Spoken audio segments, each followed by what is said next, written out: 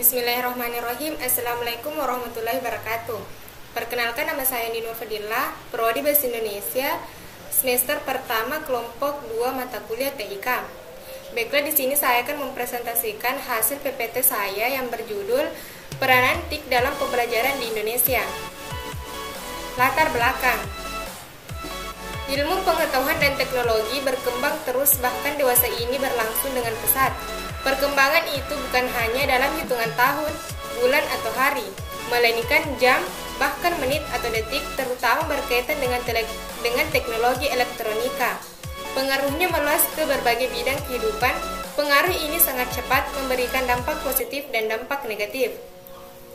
Teknologi informasi dan komunikasi saat ini sangat pesat dan berpengaruh sangat signifikan terhadap pribadi maupun komunitas.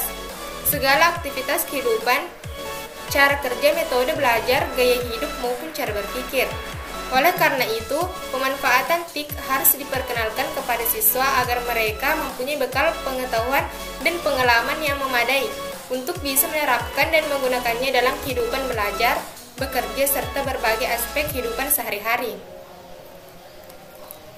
Rumusan masalah. 1.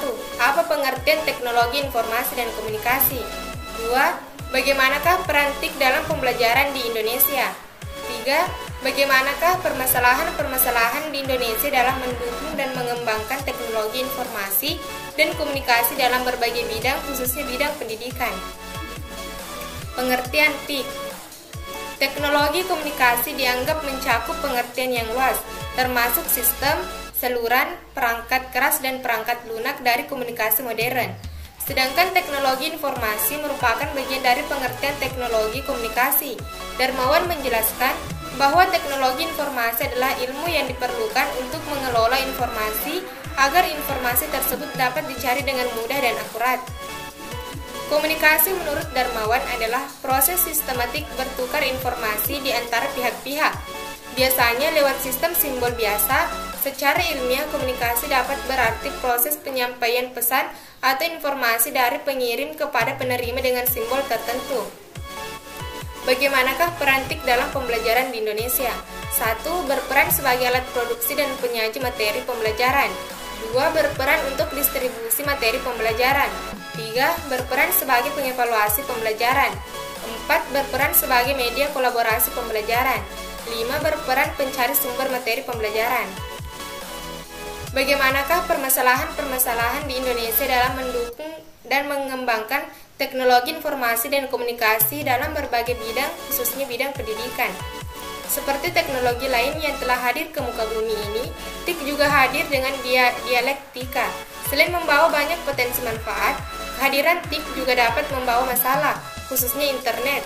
Penyebaran informasi yang tidak mungkin terkendalikan telah membuka akses terhadap informasi yang tidak bermanfaat dan merusak moral.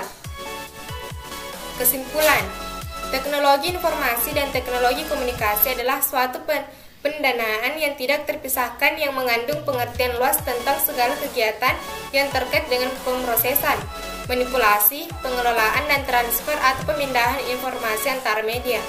Kemajuan teknologi yang mengglobal telah mempengaruhi dalam segala aspek kehidupan, baik di bidang ekonomi, politik, kebudayaan, seni, dan bahkan dunia pendidikan. Peranan teknologi informasi pada aktivitas manusia pada saat ini memang begitu besar, terutama dalam proses pembelajaran. Baiklah, itulah hasil dari PPT yang telah saya presentasikan. Terima kasih telah menonton. Lebih dan kurangnya